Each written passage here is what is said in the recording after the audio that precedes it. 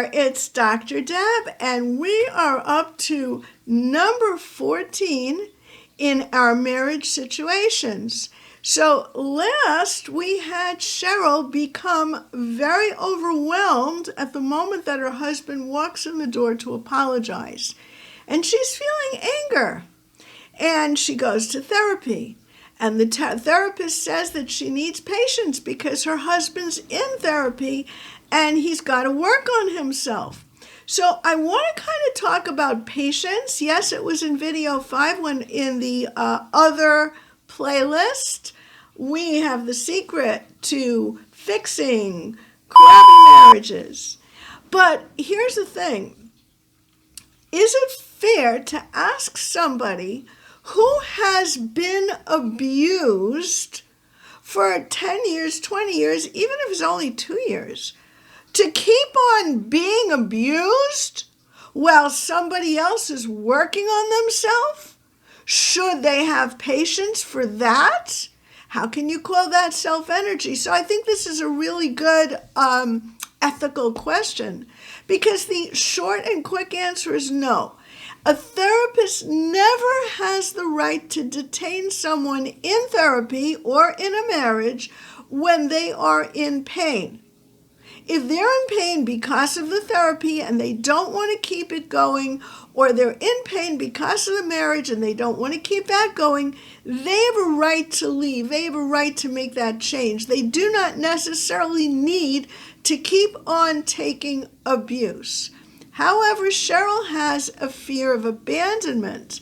The fear of abandonment for her means that what if she stays in the marriage out of a fear of abandonment and not real patience? How is she supposed to know, and how is her therapist really supposed to know which it is? Which is behind her willingness to stick it out? Or maybe it's loyalty? I mean, I work with a lot of couples who have been in marriages for many years, and they do want to stick it out. They may love each other, or they may be afraid to leave the marriage because they want their kids to have a stable, what feels to them like a stable environment, and they don't want the kids to go through divorce. Of course, there are issues there. If there's fighting going on all the time, that isn't a stable or healthy way for children to grow up.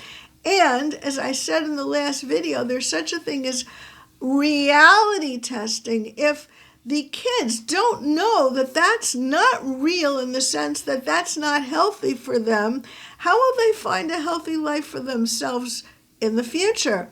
So the question of patience is really becomes an important issue of whether you're doing something that is healthy for you and the rest of your family to stay in an abusive marriage.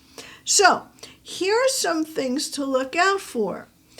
Let's say a person goes to therapy. Some talk therapies are too non-directive to go anywhere. If that quality is not combined with some direction, then where are we going? And the direction should not ever be telling a person what to do. What I mean by direction is giving people tools. Tools to reflect inwardly, tools to make comparisons between reality and something that they're just imagining or dreaming up or wishful thinking, because that's also a normal part of life, that we fill in the gaps of what we don't know by having what we think is happening jump in. And that's very normal, but it's not always very good. So when I say tools, I'm referring to the kind of tools we've been talking about here in all these segments of ways to look at truth and reality. So if we have a situation where, let's say, Larry's in therapy and he cannot sit in the same room with Cheryl without there being an explosion, so they're separated. Maybe a point in time comes when Cheryl says to the therapist, I am deciding whether I should stay in the marriage or not, and I want to really get to know who Larry is when he's with you, will that be safe? By will that be safe, what she means is, the translation of that is, will Larry's aggressive parts come out that want to protect Larry from being vulnerable? And because the parts don't think that his self can handle being vulnerable in front of me. Or will he not do that? Will he be vulnerable and be himself? And then the therapist might say, well, what's going on at home? And she might say, I don't know. He did apologize, and I didn't react well. I'll admit it. I think that after 20 years of being abused, I'm allowed to be very dubious when he apologizes as to whether that's going to be real or not, which the therapist supports that, yeah, that's true. She doesn't have to buy it, all at once. So then the question becomes, was that a step in the right direction that she is not counting and giving him credit for? Well, I think it is, and the therapist tells her that she thinks it is too. So let's join together in a session together, and that will be a test, because if Larry can be vulnerable in front of Cheryl, at least in therapy, in the presence of the therapist, then it shows he has made some steps forward.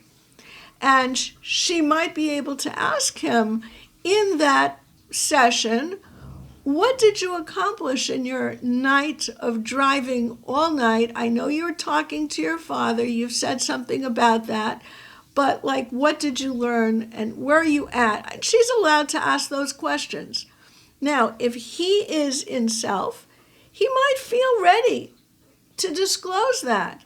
He might even feel ready that if she comes back in a rejecting way or not believing him, he might have enough self-energy to recognize that is her issue.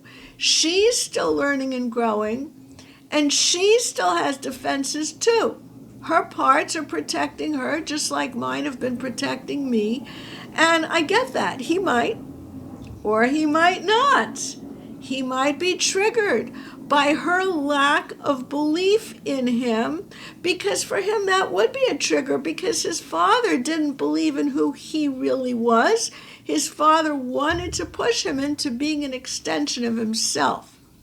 So therefore, he might not. And we don't know until he and Cheryl have that joint appointment together with the same therapist, who then gets each one to a place of feeling safe. Now, once Cheryl and Larry go, or have at least the plan to go to therapy, what must Cheryl's own work be? Because it's not all about Larry. She still has a fear of abandonment, and the question is, if she stays with him, is that because of that fear, or is it because herself is now feeling more patient given the fact that she sees he's making baby steps in the right direction? So what she needs to do is start looking inside of herself at her own level of self-love.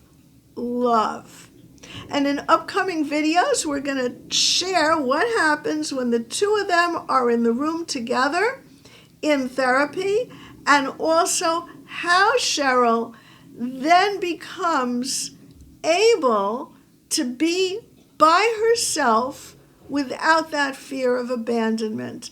I will give you a hint, though, a little test that you can take for yourself if that may be your problem.